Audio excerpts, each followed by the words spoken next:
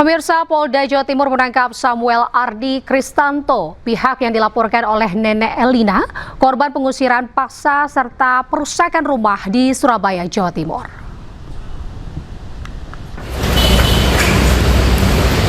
Tangkap dan dibawa dua penyidik Subdit Renakta menuju ke gedung Ditreskrimum Polda Jawa Timur. Dengan tangan terborgol, Samuel tiba dan berjalan cepat menuju tangga ke ruang pemeriksaan tanpa memberikan pernyataan. Saat ini polisi telah menetapkan dua orang tersangka kasus pengusiran paksa Nenek Elina serta perusakan rumahnya di kawasan Sambikerep, Surabaya. Selain Samuel, satu orang tersangka kini masih dalam pengejaran.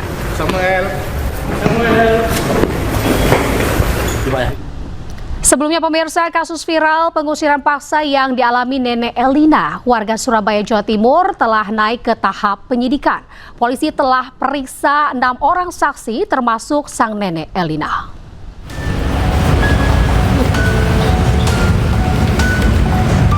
Didampingi kuasa hukumnya, Elina Wijayanti atau Nenek Elina mendatangi Polda Jawa Timur. Ia bermaksud melaporkan kasus pengusiran paksa yang baru saja dialaminya. Kita sudah gak bicara surat, percuma bicara surat. Mau ini punya kok gak bicara surat. Ayo ibu keluar. 6 Agustus lalu, sekelompok orang yang mengaku anggota Ormas mendatangi rumah nenek 80 tahun itu di Jalan Dukuh Kuwukan, Sambikerep, Surabaya. Salah satunya mengaku telah membeli rumah yang telah ditempati Nenek Elina berpuluh tahun sehingga memiliki hak atas rumah tersebut. Namun Nenek Elina bersikukuh tidak pernah menjualnya. Nenek Elina lantas diusir secara paksa, bahkan dianiaya hingga mengalami luka fisik.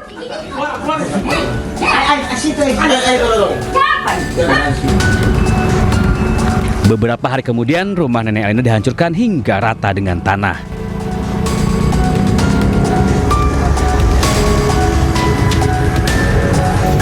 Tidak terima dengan aksi premanisme, Nenek Elina melaporkan kejadian yang menimpanya ke Ditreskrimum Polda Jawa Timur. Malika, Madas Malika. Ya, dari itu yang nyuruh ngangkat saya untuk keluar. Untuk keluar, nggak boleh masuk ke dalam. Saya terus disuruh diangkat orang 4, kaki 2, tangan 2. Ya saya lawan.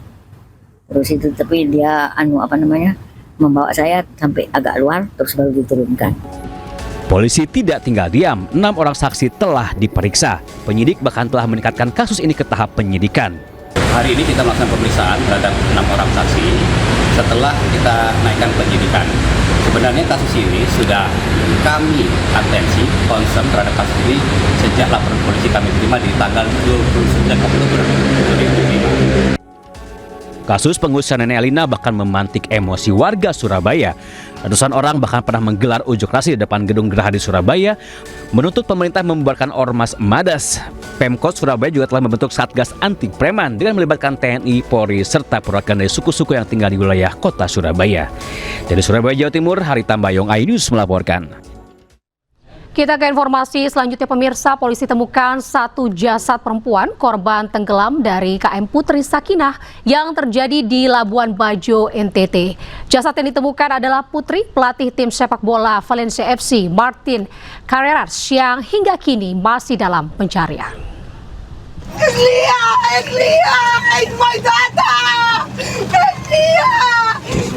Mar Martinez Ortuno tak kuasa menahan air mata dan histeris saat melihat jasad putrinya di dalam kantong jenazah.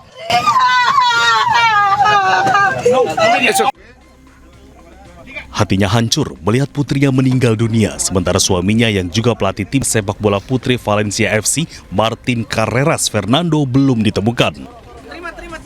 Martin dan 3 anaknya tenggelam saat menaiki kapal motor Putri Sakinah di perairan Labuan Bajo, Nusa Tenggara Timur. Sebelumnya, tim SAR menemukan 1 jenazah korban KM Putri Sakinah, yaitu putri dari Martin Fernando dan Martinez Ortuno.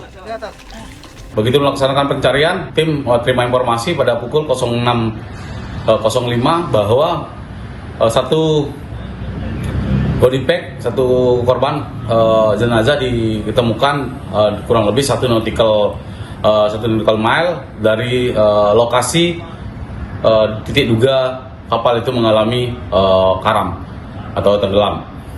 Selanjutnya korban dievakuasi menuju ke pelabuhan Labuan Bajo dan dibawa menuju ke rumah sakit RSUD Labuan Bajo. Sebelumnya, KM Sakinah yang ditumpangi pelatih Valencia dan keluarganya tenggelam di sekitar Pulau Padar, kawasan Taman Nasional Komodo, NTT. Kapal yang mengangkut 11 orang itu mengalami mati mesin sebelum dihantam gelombang tinggi. Pelatih Valencia, Martin Fernando, dan 3 anaknya terbawa arus, sementara istri dan 1 anak bungsunya selamat. Tim Liputan iNews melaporkan. Pemirsa, pasca viral di media sosial akibat ludahi seorang kasir, Amal Said resmi dipecat dari dosen Universitas Islam Makassar, Sulawesi Selatan. Amal Said diberhentikan setelah terbukti bersalah dan melanggar kode etik.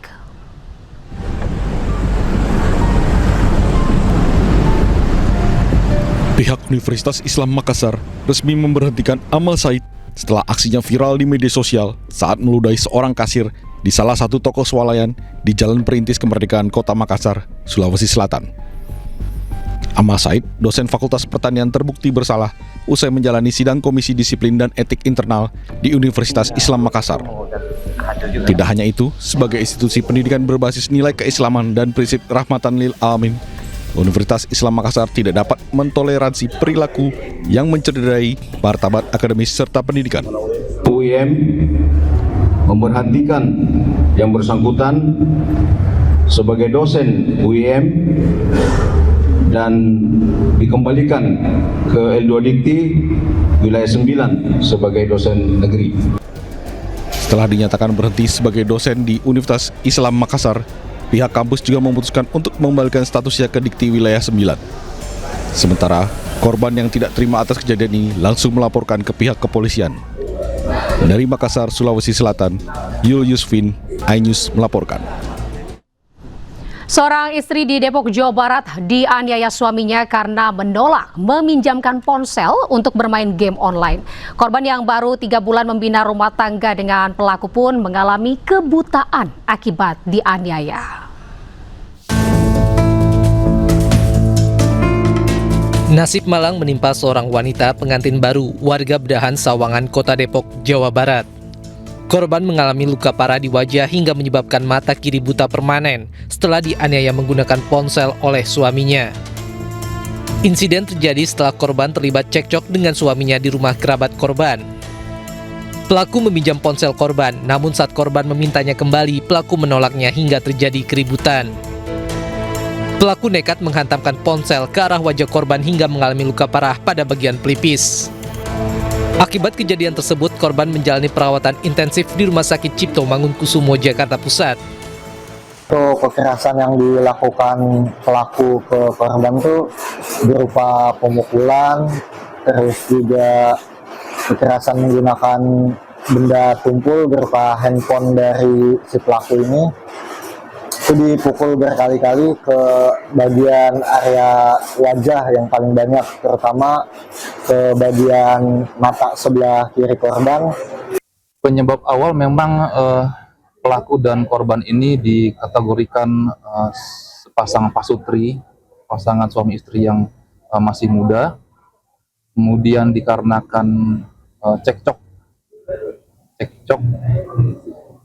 ketika pelaku meminjam handphone milik istrinya, namun tidak diperkenankan. Pihak keluarga korban menuntut keadilan dan meminta pihak kepolisian tidak tebang pilih dalam menangani kasus ini, mengingat pelaku merupakan anak seorang anggota polisi. Pemirsa, 11 lansia dari 15 korban selamat kebakaran Panti Werda Damai di Manado dirawat di Rumah Sakit Umum Daerah Manado. Kondisi sebagian besar korban ini terguncang dan trauma dengan peristiwa yang menimpa tempat tinggal mereka.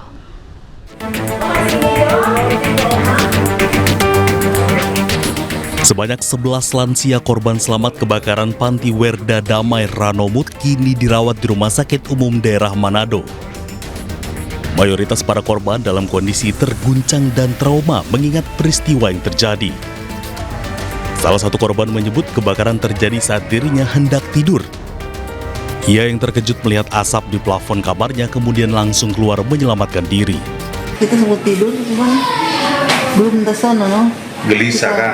Kita lihat, kayak ada orang bakar sampah, tapi kok masa bakar sampah kok merah begitu api? Kita tengok begini, tuh api sudah di plafon, tuh di atas kepala kita. Langsung keluar, lagi tongkat, menyelamatkan diri lah.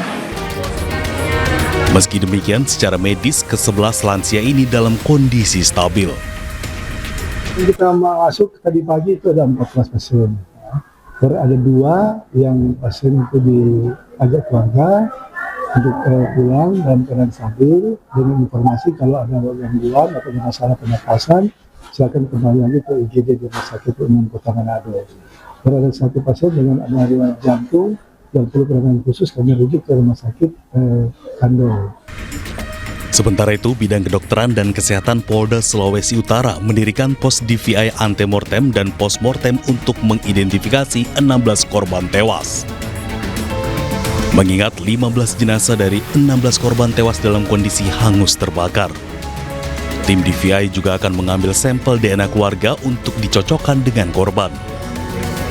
Pada posko antemortem ini, kami akan meminta data-data dari keluarga, antara lain data riwayat berobat, baik itu berobat umum maupun berobat gigi korban.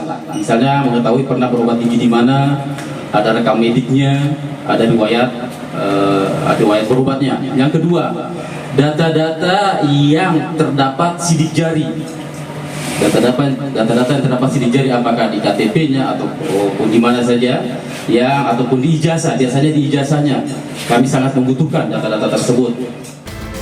Polisi pun mengimbau masyarakat yang mengetahui keluarganya jadi korban kebakaran ini untuk segera datang ke posko antemortem agar bisa mempercepat identifikasi.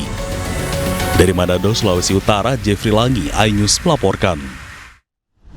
Pemirsa, momen unik terjadi saat sepasang pengantin di Bantul, Yogyakarta nekat menikah di tengah banjir.